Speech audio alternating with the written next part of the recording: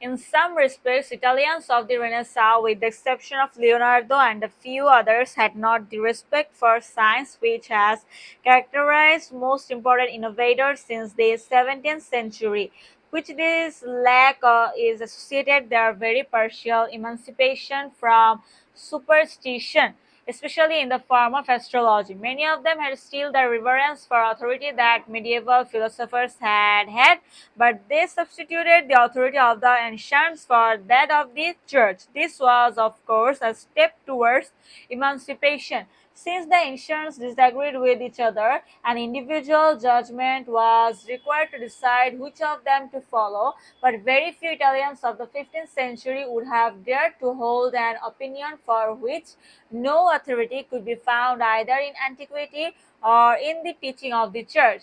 To understand the Renaissance, it is necessary for us to review briefly the political condition of Italy. After the death of Frederick II in 1250, Italy was in the main free from foreign interference until the French King Charles 5, 6, 7, 8 invaded the country in 1494. There were in Italy five important states: Milan, Venice, Florence, the Papal Domain, and Naples. In addition to this, there were a number of small principalities which varied in their alliance with or subjection to some one of the larger states. Until 1378, Genoa rivaled Venice in commerce and naval power, but after that year, Genoa became subject to Milanese suzerainty. Milan, which led the resistance to feudalism in the 12th and 13th centuries, fell after the final defeat of Hohenstaufen under the domination of the Visconti and Albal family, whose power was plutocratic, not feudal. They ruled for 170 years, from 1277 to 1447. Then, after 3 years of restored republican government, a new family, that of the Sforza, connected with the Visconti, acquired the government and took the title of Dukes of Milan.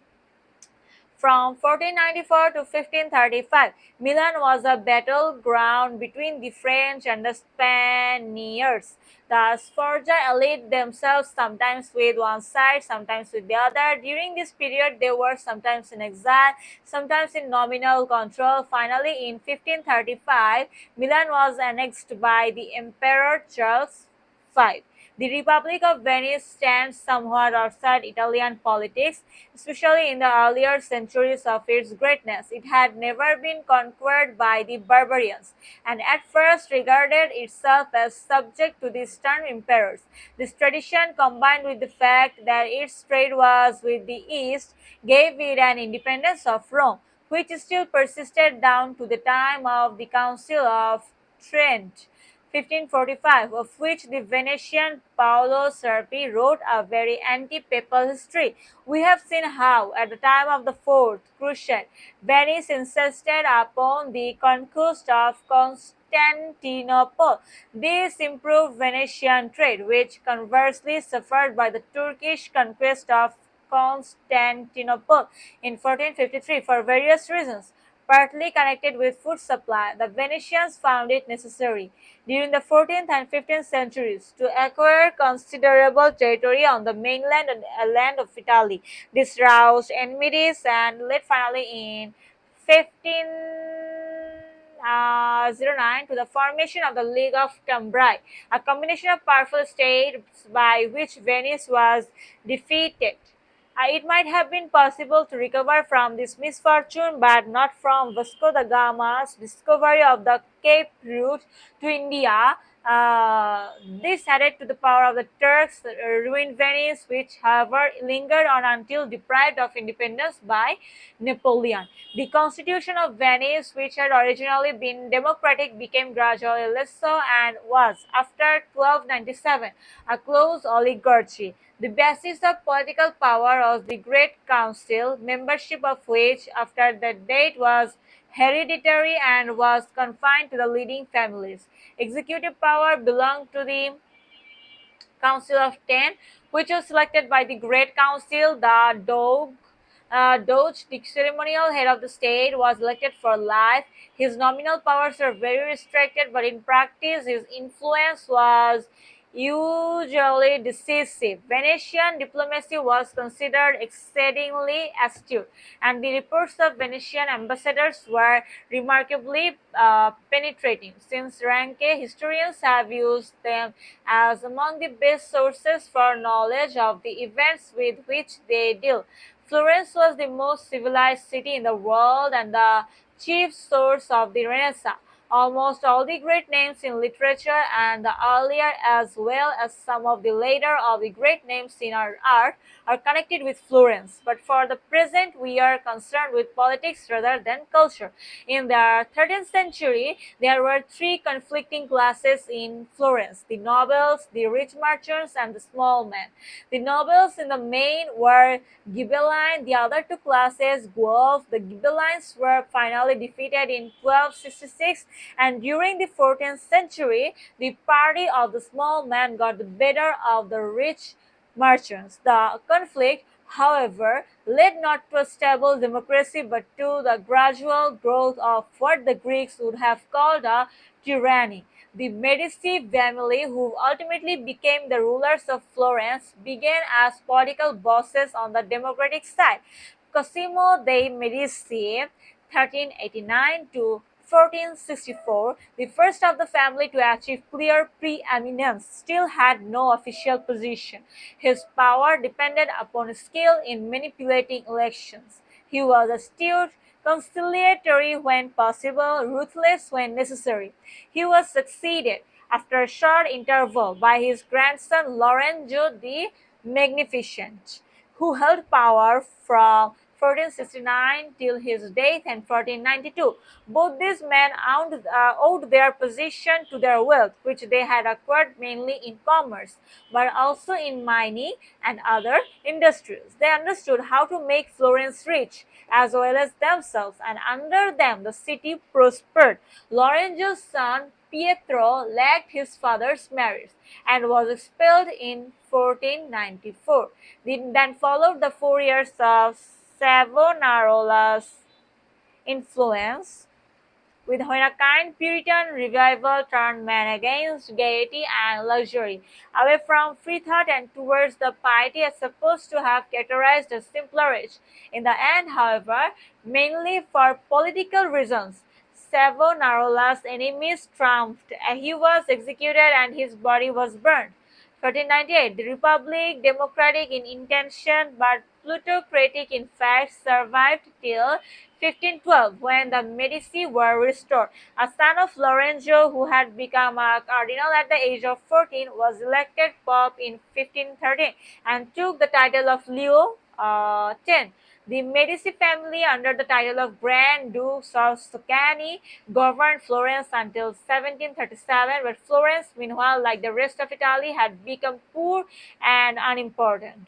The temporal power of the Pope, which owed its origin to Pepin and the forced donation of Constantine, increased greatly during the Renaissance, but the methods employed by the popes to this end robbed the papacy of spiritual authority. The conciliar movement, which came to grief in the conflict between the Council of Basel and Pope Eugenius IV, 1431 to 1407, represented the most earnest elements in the church. What was perhaps even more important, it represented ecclesiastical opinion north of the Alps.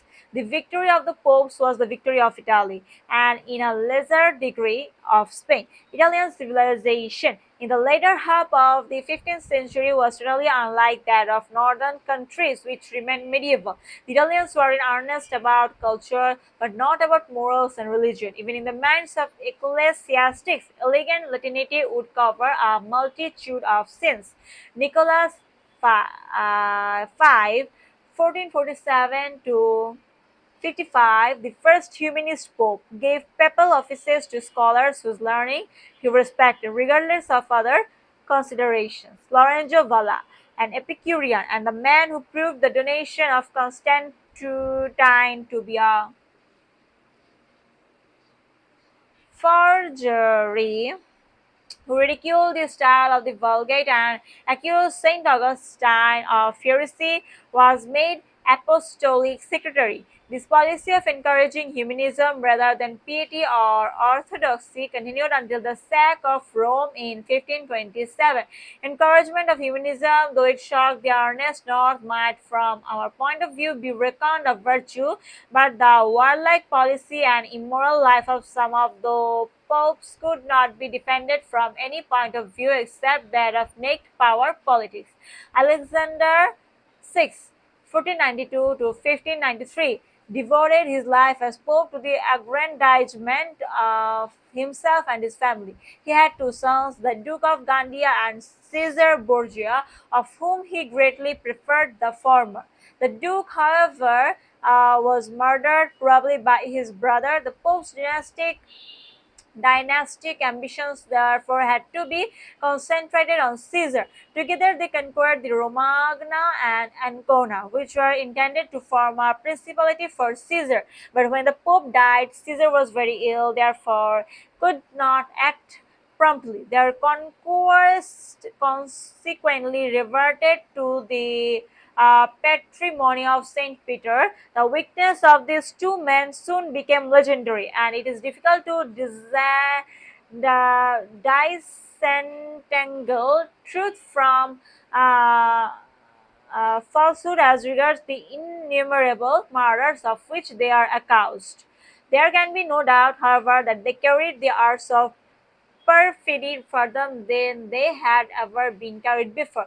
Julius II, 1593 to 13, who succeeded Alexander VI, was not remarkable for piety but gave less occasion for scandal than his predecessor. He continued the process of enlarging the papal domain. As a soldier, he had merit, but not as the head of the Christian Church. The Reformation, which began under his successor Leo X, 1513 to 21, was the natural outcome of the pagan policy of the Renaissance popes. The southern extremity of Italy was occupied by the kingdom of Naples, with which at most times Sicily was united. Naples and Sicily had been the special personal kingdom of the Emperor Frederick II. He had introduced an absolute monarchy on the Mohammedan model, enlightened but despotic and allowing no power to the feudal nobility. After his death in 1250, Naples and Sicily went to his natural son Manfred, who, however, inherited the implacable hostility of the church and was ousted by the French in 1266. The French made themselves unpopular and were massacred in the Sicilian Vespers, 1282, after which the kingdom belonged to Peter III of Aragon and his heirs. After various complications leading to the temporary separation of Naples and Sicily, they were reunited in 1443 under Alfonso the Magnanimous, a distinguished patron of letters. From 1495 onwards, three French kings tried to conquer Naples, but in the end, the kingdom was acquired by Ferdinand of Aragon, 1502. Charles and Louis XII and Francis I, kings of France, all had claims, not very good in law, on Milan and Naples. On all invaded Italy with temporary success, but all were ultimately defeated by the Spaniards. The victory of Spain and the counter in Reformation put an end to the Italian Renaissance. Pope Clement uh,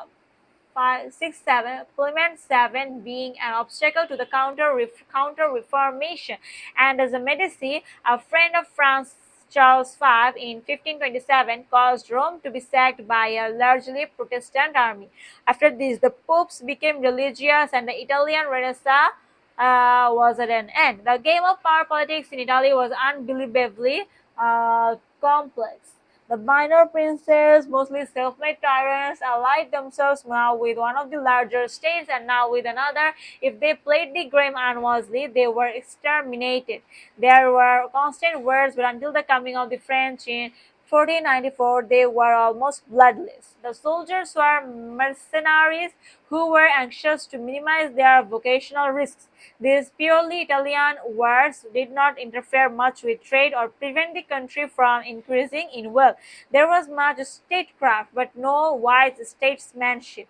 When the French came, the country found itself practically defenseless. French troops shocked the Italians by actually killing people in battle. The wars between French and Spaniards, which ensued, were serious wars, bringing suffering and impoverishment.